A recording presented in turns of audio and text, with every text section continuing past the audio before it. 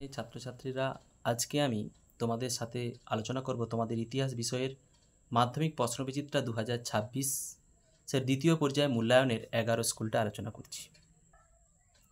বিভাগ ক, জমিদারি সভার সভাপতি ছিলেন ভৈরবসান রাজা রাধাকান্ত দে। বর্তমান ভারত যে পত্রিকায় প্রথম প্রকাশিত হয়? ভৈরবসান উদ্বোধন পত্রিকায়। জন্মসূত্রে গোরা হলো একজন ভৈরবসান খ্রিস্টান। ভারতে বাংলা অক্ষরে প্রথম মুদ্রিত বই লেখক ভৈরবসান ন্যাথালিয়েন্স ব্লেসি হ্যালহেড। শ্রীরামপুর ব্যাপটিস্ট মিশন প্রতিষ্ঠিত হয় ভৈরবসান 1800 খ্রিস্টাব্দে। জাতীয় শিক্ষা পরিষদ স্থাপিত হয় ভৈরবসান 1906 খ্রিস্টাব্দে। এশিয়াটিক সোসাইটি স্থাপনের পেছনে যার ভূমিকা ছিল অগ্রগণ্য তিনি হলেন ভৈরবসান উইলিয়াম জোন্স। অযোধ্যা কিষাণ সভা প্রতিষ্ঠা করেন ভৈরবসান জওহরলাল নেহরু। ভোপলা বিদ্রোহ হয়েছিল ভৈরবসান মালাবার উপকূলে। সারা ভারত কিষাণ কংগ্রেসের প্রথম সভাপতি ছিলেন ভৈরবসান স্বামী সহজানন্দ সরস্বতী। বিভাগ খ, স্তম্ভ মেলাও। ন্যাশনালস পেপার নবগোপাল মিত্র, সন্দেশ পত্রিকা সুকুমার রায়, গণবাণী পত্রিকা মুজফফর আহমেদ। ম্যাপ পয়েন্টিংগুলো পরের একটা ভিডিওতে আমি আপলোড করব। বিভাগ গ, 3 দাগের পূর্ণ মার্ক হচ্ছে 2। গগনেন্দ্রনাথ ঠাকুরের ছবিগুলোর বিষয়বস্তু কী ছিল? সহায়িকা 277 পৃষ্ঠার 103 দাগের প্রশ্ন। এই যে এইখান থেকে এতটা তোমরা লিখবে।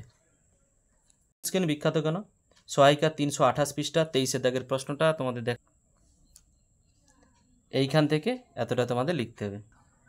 পরের প্রশ্ন আছে মধুসূদন গুপ্ত বিখ্যাত কেন? মধুসূদন গুপ্ত হচ্ছে সর্বব্যবচ্ছেদকারী। কলকাতা মেডিকেলের প্রথম কলেজে তিনি মৃতদেহকে মরা কাটা নামে বিখ্যাত। তিনি মৃতদেহকে প্রথম তার অঙ্গ প্রত্যঙ্গ কেটে পর্যবেক্ষণ পরীক্ষা নিরীক্ষা করেছিলেন। বা তোমরা অন্য বই থেকেও লিখতে পারো। পরের প্রশ্ন মাদারি প্রাসী স্মরণীয় কেন? সহায়িকা 398 পৃষ্ঠা 56 দাগের প্রশ্নটা। এইখান থেকে এতটা অবধি তোমাদের লিখতে হবে। মোপলারা কেন বিদ্রোহ করেছিল? সহায়িকার 395 পৃষ্ঠার 35 দাগের প্রশ্নটা দেখাচ্ছি। এইখান থেকে এতটা অবধি তোমাদের লিখতে হবে।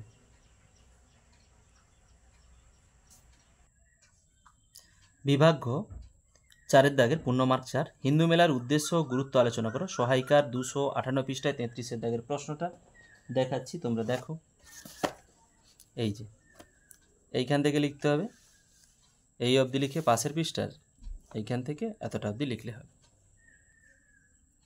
পরের প্রশ্ন বাংলার বিজ্ঞান শিক্ষা বিস্তারে বসুবিজ্ঞান মন্দিরের অবদান বর্ণনা করো।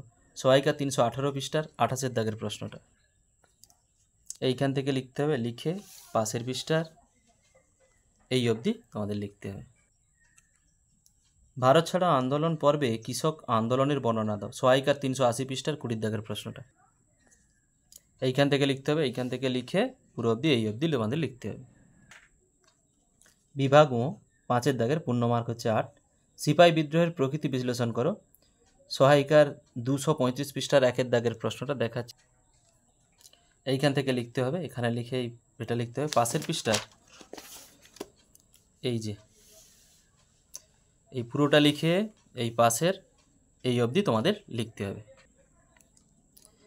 রবীন্দ্রনাথ ঠাকুরের শান্তিনিকেতন ভাবনা ও বিশ্বভারতী গঠনের উদ্যোগ বর্ণনা করো। সহায়িকা 323 পৃষ্ঠার 43 ও 44 প্রশ্নটা তোমাদের দেখাচ্ছি, তোমরা দেখো। এই যে এইখান থেকে লেখা শুরু করবে, এটা পুরোটা লিখবে। এরপর এইটা আবার এইখান থেকে লিখে বিশ্বভারতী পুরোপুরি এদিকে লেখার পর এই পাশের পৃষ্ঠার এই অবধি তোমাদের অবশ্যই লিখতে হবে।